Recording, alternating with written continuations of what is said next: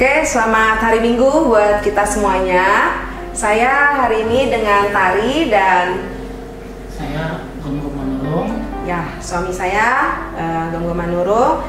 Dan hari ini kami akan melayani dengan kesaksian tentang kasih setia Tuhan.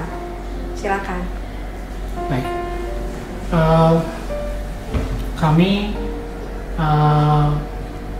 sebelumnya melayani di Kelker Pasutri. Kami memiliki 3 orang anak dan kami menjalani pelayanan itu dengan tantangan juga, di mana kami sering terpaksa harus pulang larut dan waktu bertemu dengan anak terbatas. Dan singkat cerita, kami menjalani pelayanan itu dan ternyata anak kami mengalami penyakit. Di tahun 2020 awal, anak kami ternyata divonis mengalami mengidap kanker getah bening. Dan itu benar-benar menjadi sebuah pukulan yang berat bagi kami. Sebab sebelumnya kami sudah diperingatkan ketika kami sering pulang larut, dan kemudian hari Minggu kami sering pergi lagi dan anak kami protes kalau kami ke gereja terus. Dan kami berjuang ketika mendampingi anak kami dalam perawatan di rumah sakit Gatot Subroto. Dan ketika kami ternyata harus menghadapi situasi itu, sebenarnya kami sangat bergumul. Saya secara pribadi sebagai papanya waktu itu sebenarnya sangat protes dengan Tuhan, dan saya coba bargaining dengan Tuhan. Sebenarnya saya yang berdosa, biarkan saya saja yang Tuhan ambil, ini selesai. Jangan anak saya, karena dia masih punya masa depan yang panjang.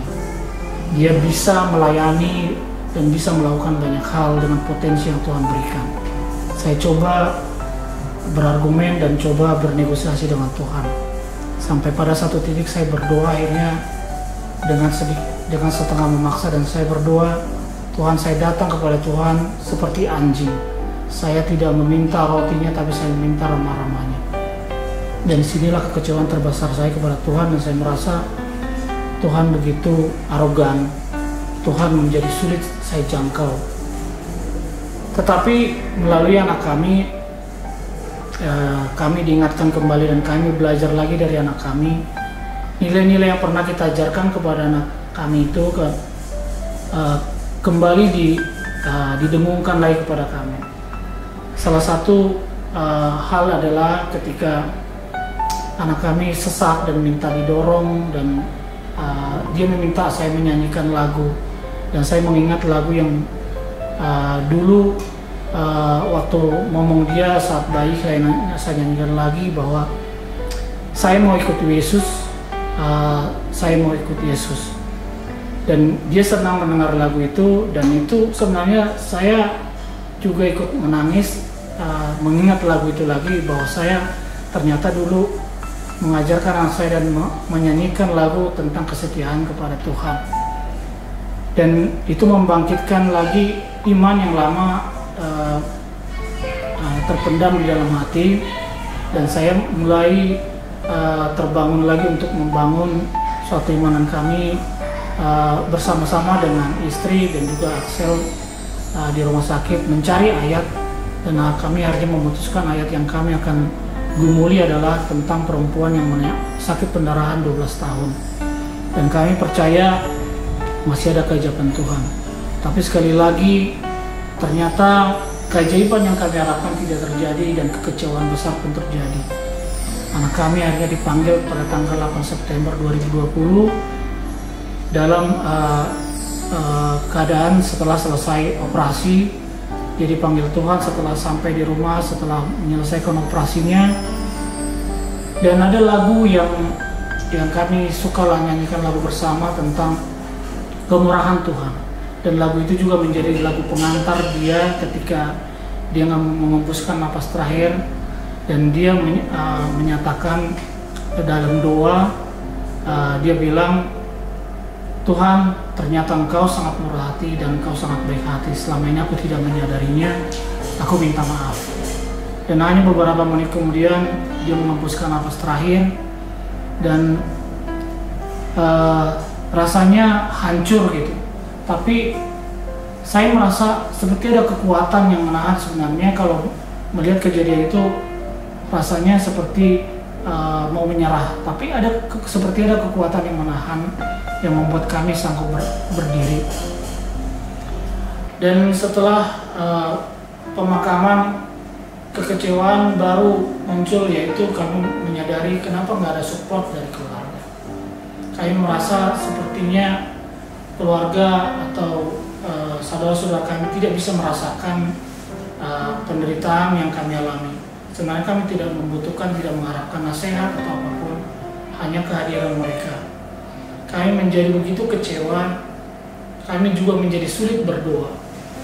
Tetapi Tuhan melalui orang yang lain, yaitu rekan-rekan sepelayanan, khususnya di GKI Gunsa dan juga rekan-rekan pendeta dari gereja lain,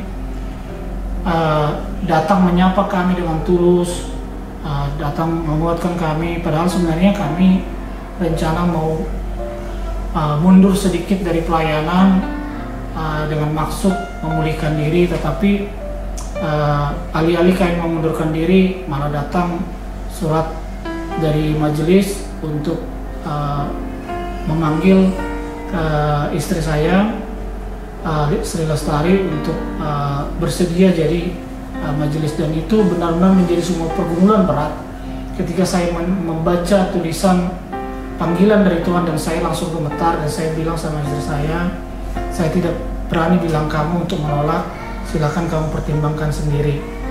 Saya takut menolak panggilan Tuhan, dan artinya Roh Tuhan bekerja mengingatkan supaya kami tidak terserabut dari lingkungan pelayanan, dari komunitas. Dan setelah melewati masa-masa yang berat itu, berjalan di lembah kesunyian itu, kami kembali lagi melakukan pelayanan itu bukan karena kami kuat, bukan karena kesetiaan kami.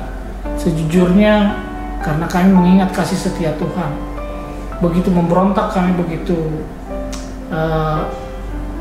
kami bandel, tapi Tuhan dengan sabar, dengan caranya sendiri menuntun kami, merajut hati kami, membalut luka-luka kami, dan menghadirkan kesetiaan itu di hati kami, sehingga kami bisa melanjutkan pelayanan yang sebelumnya kami lakukan.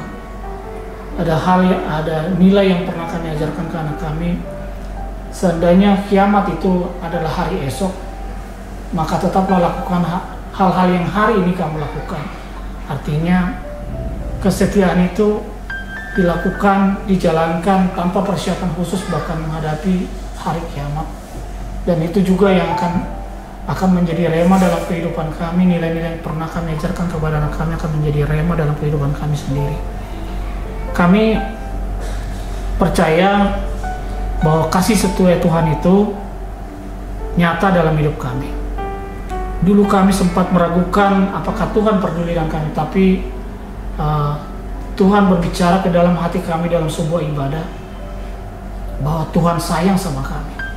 Buktinya sampai hari ini kami dikelilingi orang-orang yang memperhatikan kami, dan itu adalah sangat cukup menjadi bukti bahwa Tuhan sayang sama kami, sehingga tidak ada alasan buat kami untuk tidak setia kepada Tuhan, karena Tuhan sudah menunjukkan kasih setia lebih dahulu. Terpujilah Tuhan, dan kami akan kembali bangkit lagi. Apapun yang telah kami alami, penderitaan, kekecewaan, kegagalan, penyesalan, tapi kami akan bangkit lagi dan menyanyikan haleluya, memuji Tuhan sampai Tuhan memanggil kami kembali. Terima kasih. Terima kasih.